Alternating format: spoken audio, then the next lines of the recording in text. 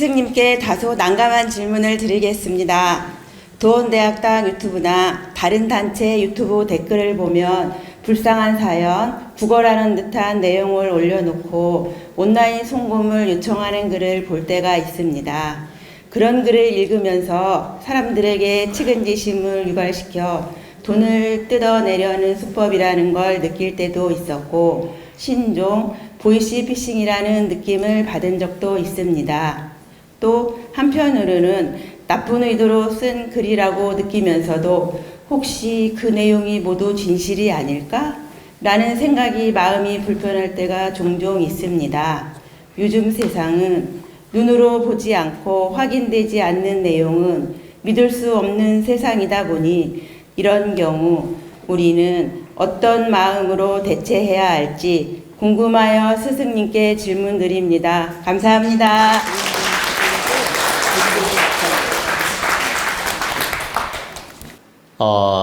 요즘 세상이 많이 각박하고 또 많이 어려운 분도 있고 또 많이 힘든 분도 있는 세상입니다. 또 그 반면에 이런 악조건들을 빙자하거나 악용해서 이렇게 사람 마음을 흔들어대고 사람 약한 마음을 파고들어서 이렇게 사기를 치는 분도 많습니다. 그렇다 보니까 마음공부 단체 유튜브라든가 인정을 나누는 유튜브라든가 이렇게 덕을 많이 베푸는 홍익 이념의 단체라든가 등등의 이렇게 공익적인 단체, 좀 착한 사람들이 많이 모이는 단체, 또는 마음 공부하는 단체, 선량한 사람들이 많이 모이는 단체에 파고 들어가서 댓글에다가 이렇게 씁니다. 자기가 막 위급한 사람인 것처럼 또 가난한 사람인 것처럼 또는 집안에 병든 사람이 있어서 막 돈이 꼭 필요하고 이 구제를 받아야 되는 사람인 것처럼 소설을 써가지고 올려놓습니다. 근데 저도 여러 차례 본 적이 있습니다. 저의 유튜브, 우리 도원대학당 유튜브 댓글에서도 본 적이 있고 다른 분 마음공부 단체에서도 제가 본 적이 있습니다. 우연하게, 저는 사실은 다른 댓글을 거의 보지 않는데 그냥 우연하게 댓글을 보게 됐는데 너무 똑같은 내용이 있는 겁니다. 그게 무슨 말씀이냐면 저희 댓글에 있는 내용이 그 단체에도 똑같이 있어요. 실제 군데 다니면서 복사를 떠가지고 이렇게 그런데 올려놓은 겁니다. 그러면 그분들이 어디에는 올리지 않냐? 막 정치 논쟁 이런 데 올리지 않습니다. 또 사회적으로 막 그냥 알죠? 소위 말하면 좀 이런 표현 쓰면 좀 그런데 좀 무지하게 운영하는 그런 막 나가는 그런 유튜브들 있잖아요. 막 나가는 유튜브란 말은 막 이렇게 좀 뭐라고 표현을 해야 되나? 좀 이렇게 좀 무지한 방법으로 운영하는 유튜브, 이런 유튜브에는 절대 올리지 않습니다. 또한 동물들 노는 유튜브에도 올리지 않아요. 그런 데는, 그리고 뭐 가수들 노래 부르는 유튜브에도 올리지 않아요.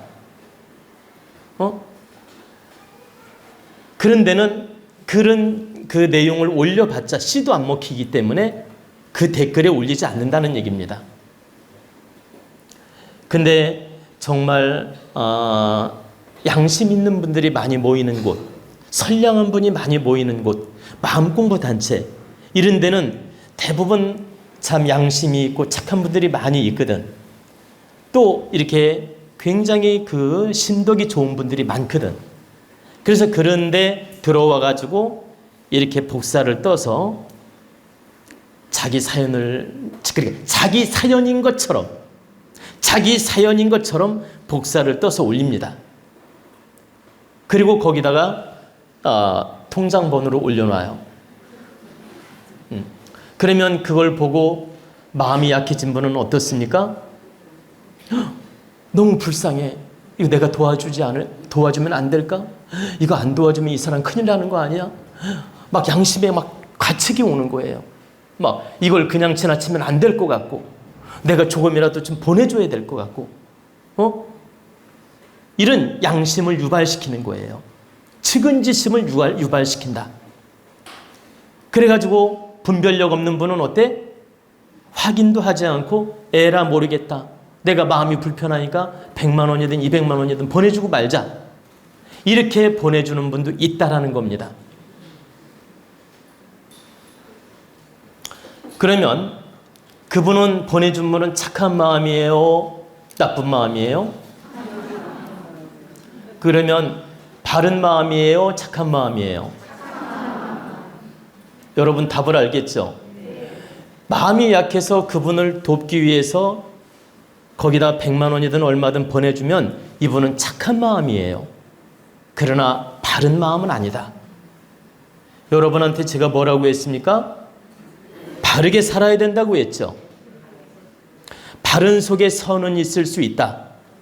근데 선 속에 바름이 없을 수는 있다. 이분이 보내준 마음은 착한 마음이기 때문에 그 마음은 숭고하고 아름다운 거예요. 그런데 왜 바르지 못한 것이냐? 그렇게 문자를 올려놓고 도움받으려고 구걸하는 사람은 여러분이 꼭 아셔야 돼요. 95%가 사기라는 거예요. 95%가 사기고 95%가 의도적으로 올려놓은 거란 얘기입니다. 그리고 5%는 진실일 수도 있다. 그러면 여러분 그 5%에 보세요. 5%에 내 양심을 걸고 100만 원, 200만 원을 보내주었어요.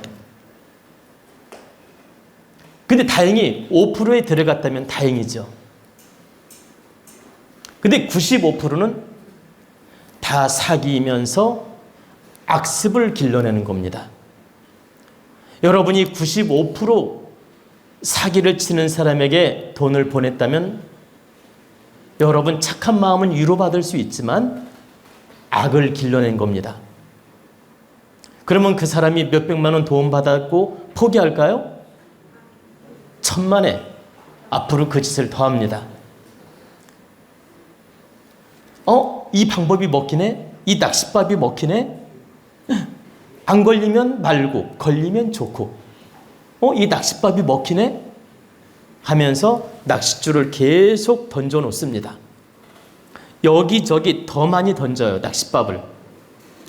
낚싯밥을 더 많이 던져 놓고 기다립니다. 그리고 어때요? 그 중에 하나라도 걸리면 좋은 거야. 그리고 그 중에 하나라도 걸리면 이 사람은 일당했다고 생각해. 그래서 그러한 마음으로 낚싯줄을 던져놓는 경우가 많다라는 겁니다. 근데 여기서 제가 분명히 말씀드리지만 95%가 사기이면서 낚싯줄을 던져놓는 것이다. 그러면 여러분은 95% 사기라는 확률 속에다가 과연 근거 없이 그 복사 떠는 내용만 믿고 내가 착한 마음을 쓸 거냐? 아니면 이 5%라는 혹시나 하는 마음 때문에 거기다 돈을 넣을 거냐? 이건 선택은 자유란 얘기입니다. 혹시 이 사람이 5%에 들어갈지도 몰라. 그러니까 나는 여기에 후원을 할 거야. 하란 얘기입니다. 그 양심을 내가 막을 수는 없다 이 말이에요. 이해가 되셨죠? 네. 나는 이 사람이 5% 안에 들어갈지도 몰라. 그러니까 나는 후원하고 싶어. 그러면 그건 그분의 양심이고 선한 마음이기 때문에 제가 하지 말라고 막을 수 없다라는 거예요. 뜻대로 하시라고 해야지. 그렇잖아요. 이건 95%가 사기니까 하지 마세요. 이렇게 할 수도 있지만 제가 그렇게 말을 하면 어떻게 됩니까? 제가 모진 사람이 되는 거예요. 그리고 제가 왠지 마음 공부를 가리키고 선을 가리키는 사람인데, 양심을 가리키는 사람인데 나쁜 사람처럼 보이지 않습니까? 그렇게 오해할 수도 있어요. 저 스승님은 늘 선을 가리키고 양심을 가리키는 분이고 마음 공부를 가리키는 분인데 왜 이렇게 저렇게 냉정하게 말씀을 하실까? 왜 남을 돕지 말라고 하지? 이렇게 오해할 수도 있다라는 겁니다. 그렇기 때문에 저는 어떻게 해야 될까요? 구구절절한 설명을 못할 때는 어떻게? 뜻대로 하세요 해야 돼요. 지금처럼 구구절절 설명을 할 수 있는 조건이면 하겠지만 설명을 하기 난감할 때는 어떻게 해야 됩니까? 편한 대로 하세요 이래야 돼. 그게 상책이에요. 우리 회원 중에 어떤 분이 그런 부분에 대해서 물어왔어요. 질문을. 어떻게 하면 좋을까요? 마음에 걸리는데 어떻게 하면 좋을까요? 물어왔어요. 그래서 정말 고민하다가 뭐라고 했을까요? 마음 내키는 대로 편한 대로 하세요. 이게 답이었어요. 근데 오늘은 공개적인 질문이 있었기 때문에 제가 바르게 이야기를 해주는 겁니다. 여러분이 꼭 아셔야 됩니다. 여러분이 분별법이 부족해서 그걸 알아보지 못하는 것이지 분별력이 있으면 딱 한순간에 알아볼 수 있어요. 정말 내가 가족이 병들고 어렵고 형편이 어렵고 이래서 그런 문자를 올리는 분이라고 하면 그 구구절절하게 뭐 월세 사니 이사를 하고 다니니 뭐 어려웠느니 이런 얘기를 막 소설처럼 써가지고 올리지 못해요. 그리고 정말 안타까운 심정일수록 그런 소설을 더 못 써요. 오히려 간단한 사연을 올릴 수 있지만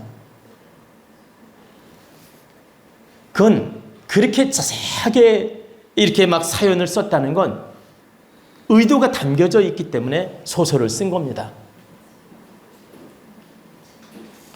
근데 제가 왜 5%는 진실일 수도 있다고 말을 하느냐? 이 세상은 가변성이 얼마든지 있거든. 정말 진실로 어려워서 그런 편지를 올릴 수도 있다라는 겁니다. 그래서 제가 100% 아니다라고 말은 안 하는 거예요.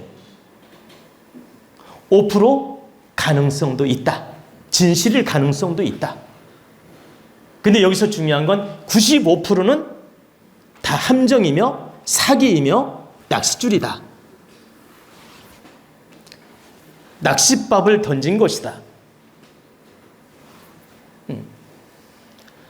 근데 여기서 중요한 건 여러분이 낚싯밥을 물었을 때 여러분 혼자만 당하면 좋은데 그 낚싯밥이 악을 키운다라는 겁니다. 그 낚싯밥이 악을 키우게 되면 그 낚싯밥이 더 많은 사람에게 피해를 주는 근본이 될 수 있다. 더 많은 사람에게 사기를 치게끔 악을 성장시킨다 이 말입니다. 여러분이 악을 성장시키면 악을 성장시킨 책임이 따르는 거예요. 그래서 제가 뭐라고 했습니까? 어려운 사람한테 적선하고 좋은 일을 하더라도 처음에는 인정으로 할 수 있어요. 내 눈으로 봤을 때. 처음에는 인정으로 할 수 있지만 2번, 3번 할 때는 반드시 원인을 확인하고 해야 된다. 그리고 내가 진정 돕는 게 도움이 되는지도 확인하고 해야 된다. 처음에 1번, 2번까지는 인정으로 할 수 있지만 3번 이상 할 때는 내가 마땅히 해야 될 일인지 확인하고 해야 된다. 이런 말씀을 드렸죠. 그건 왜 그러냐? 내 착한 마음이 악을 키울 염려가 있기 때문에. 여러분들이 항상 바르게 살으라고 하는 이유는 바르게 살면 나도 좋고 당신도 좋고 너도 좋고 나도 좋고 서로가 득되는 인생을 살 수 있습니다. 근데 바른 분별력이 없으면 나는 피해자가 되고 악을 키우게 돼요. 나는 착하다는 양심을 지킬 수 있는데 상대는 악을 키울 수 있다.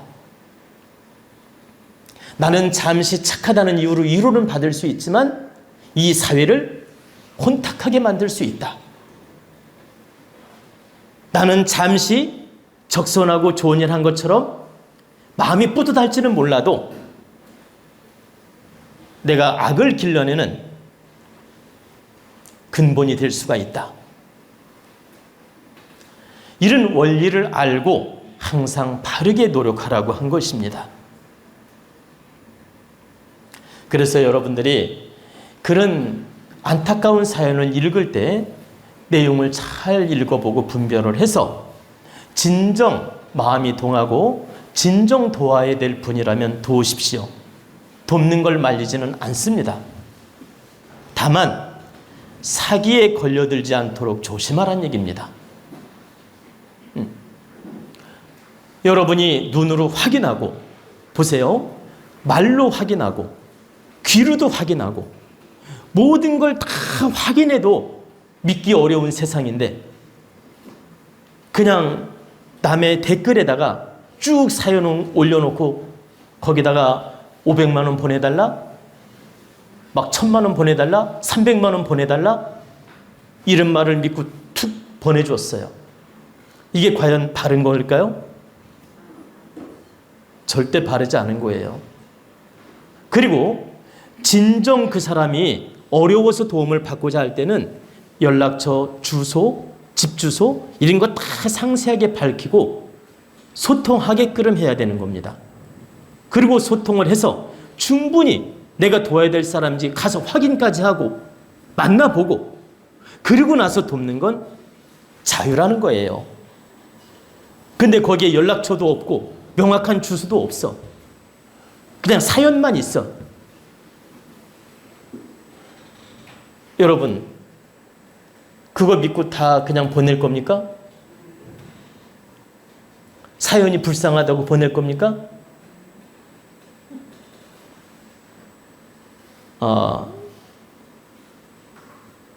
제가 이렇게 냉철하게 말씀을 드리는 건 그 사연을 쓴 사람을 무시해서 하는 말이 아니에요. 우리가 사연 내용을 딱 읽어보면 이게 조작인지 진실인지 나는 딱 읽는 순간 알 수 있어요.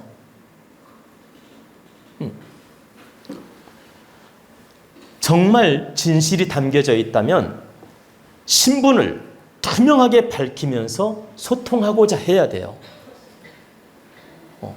그리고 누군가 연락이 오면 정말 겸손하게 자기가 찾아가야 돼요. 그분을. 그리고 정말 증거를 다 보여줘야 돼. 그리고 도움을 청해야 돼. 그리고 도움을 받고 안 받는 건 그 사람 마음이고. 그래야지 이렇게 근거 없는 내용으로 연락처 없는 내용으로 사연만 구구절절 써가지고 소설을 써가지고 올려놓은 걸 믿으라고? 이건 옳지 않습니다. 여러분이 바르게 분별하라는 뜻입니다. 아무리 보시하고 아무리 적선하고 아무리 좋은 일을 하더라도 사회에 악을 키우면 안 된다는 뜻입니다. 저는 누구를 돕지 말라고 지금 말하는 게 아니에요. 여러분이 돕고 살고 나누고 살고 베풀고 사는 거 좋아요. 다만 이 사회에 사기를 당해서 악을 키우지는 말란 뜻입니다. 우리 도원가족만이는 바른 분별로서 악을 키우는 사람이 되지 마라. 반드시 적선보시하고 좋은 일을 하는 건 여러분이 덕을 쌓는 일이고 복을 짓는 일이기 때문에 대찬성이란 뜻입니다. 여러분이 복 짓는 인생을 사는 건 대찬성입니다.